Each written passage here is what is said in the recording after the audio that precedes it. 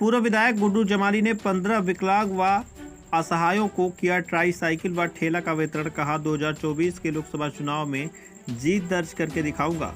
Bahujan Samaj party के नेता व मुबारकपुर के पूर्व विधायक एवं पूर्व प्रत्याशी लोकसभा सदर आजमगढ़ शाह आलम उर्फ गुड्डू जमाली ने आज अपने आजमगढ़ आवास से लोकसभा क्षेत्र के विभिन्न गांव व क्षेत्र में अपने निजी फंड से 15 विकलांगों व असहायों में ट्राई साइकिल और एक ठेला का वितरण किया। जहां ट्राई साइकिल व ठेला पाने वालों के चेहरे पर खुशी दिखाई दी, वहीं शाह आलम गुड्डू जमाली ने कहा कि मैंने जनता की सेवा का जो बीड़ा उठाया है उसे आजीवन करता रहूंगा, चाहे मैं विधायक रहूं या ना रहूं, क्योंकि गरीब व असहायों की सेवा ही मानवता की सच्ची सेवा है। मैंने बिना भेदभाव लोगों की हमेशा सेवा की है। आज विधायक नहीं हूं, फिर भी उसी तरह से जनता की सेवा करता हूं और आगे भी करता रहूंगा।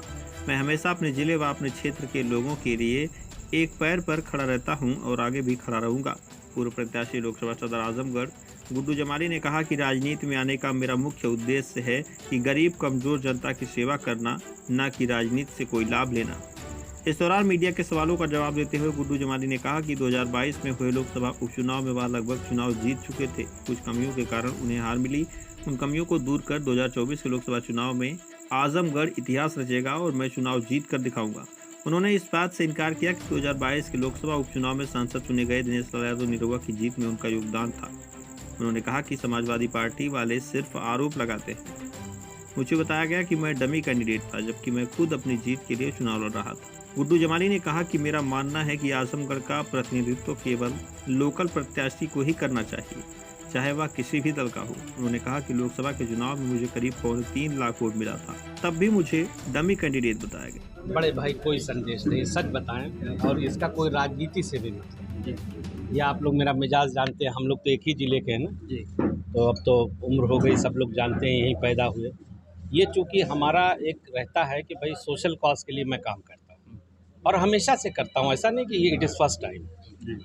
तो उसी क्रम में आज ये हुआ, चूँकि कुछ लोगों ने समय समय पर लोग कहीं जाते हैं, जब दौरे पे कहीं कोई मिलता है, कोई दिखता है बेचारा ज़रूरतमंद है, कहता है, तो उसको नोट कर लेते हैं हम लोग। और जब 15-20 की संख्या हो जाती है, एक-एक बनाने में थोड़ी दिक्कत होती है, तो हम लोग इकट्ठा करके फिर एक साथ दे देते हैं। उसी क्रम में आज ये हुआ। मेरा ख्याल है कि 16-17 के करीब होंगे, अब एग्जैक्ट गिनती तो अब्दुल्ला को मालूम होगा। उसमें शायद एक ठेला, बाकी ट्राई साइकिल्स वगैरह हैं। और इसका प्योर मकसद ये है कि चूँकि आप लोगों ने देखा, अब ये चूँकि फिजिकली चैलेंज लोग हैं, बेचारे चल नहीं सकते अपने उससे, तो उन्हीं को इसलिए लिए दिया कि ताकि इनका जीवन थोड़ा इससे हेल्प हो सके और ये इनको अपना जीवन सुचारू रूप से चला सकें। ठेला देने का मकसद ये कि इससे मेहनत करेंगे तो 2 पैसा पाएंगे, अपने बाल बच्चों की परवरिश करेंगे। अच्छा, इससे अलग हट के एक सवाल ये है कि 2024 भी आ रहा है तो इसमें आपने नाक में दम कर दिया था समाजवादी पार्टी के, और किन्हीं कारणों से छोटा कुछ कारण रहा होगा जीत नहीं। इस बार क्या तैयारी है और किस तरह से रहेगा मुकाबला? असल में सही बात ये है कि आज मैं ये बात नहीं करना चाह रहा था फॉर द रीज़न कि मतलब ये वितरण हो रहा है, लोग समझेंगे पॉलिटिक्स से ही जोड़ते हैं, अमूमन पॉलिटिक्स नहीं जोड़ रहे हैं, लेकिन तो सच बात ये आपका प्लेन जवाब दे दूं कि मैं चुनाव पिछली बार आप लोग गवाह हैं, यहाँ की पूरी जनता जो गवाह है, पूरी मीडिया गवाह है कि मैं चुनाव ऑलमोस्ट जीत चुका था और थोड़े से मिसमैनेजमेंट या थोड़ी सी कमी की वजह से थोड़ी से मार्जिन से मैं रह गया। और मैं आप लोगों को ये बताऊंगा कि आजमगढ़ में इस बार इतिहास रचेगा और मैं चुनाव ये लड़के और जीत के दिखाऊंगा। लेकिन समाजवादी पार्टी तो कहती कि निरहुआ की जीत में आप ही का योगदान है। अरे भैया आप देखो, अब यही बात तो वो लोग कहते हैं ना कि हम लड़े तो वो जीत गया, वो लड़े तो वो जीत गया।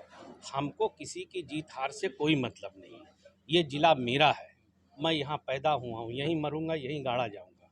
ये मिट्टी मेरी है पहले ना, बाकी लोगों की बाद में है। भाई अगर आप यहाँ के हैं भाई साहब, तो पहला तो राइट आपका है। मेरा हमेशा से इस बात का कहना है कि हमारा प्रतिनिधित्व कोई लोकल करे, किसी भी दल का हो, हमें इससे मतलब नहीं है। सपा में भी बहुत विद्वान लोग हैं, भाजपा में भी हैं, और भी दलों में, कांग्रेस में भी हैं।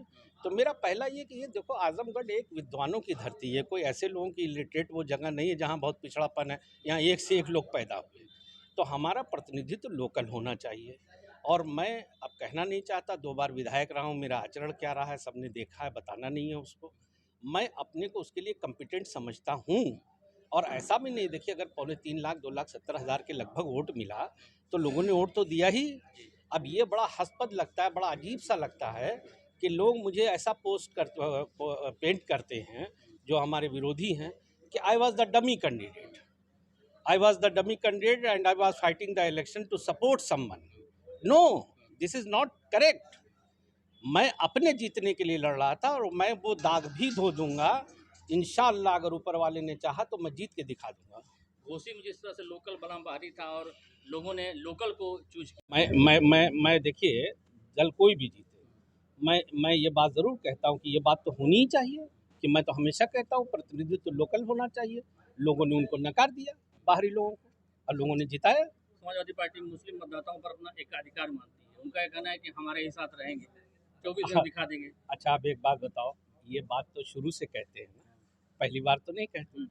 और जब बाई इलेक्शन हुआ तो वो भरम कैसे टूट के बिखर गया। वो जो उनका महल एक हवाई है, कैसे तिनको में बिखरा, सबने देखा दुनिया ने। और पिछली बार तो मैं 65-70% वोट लाया ही था।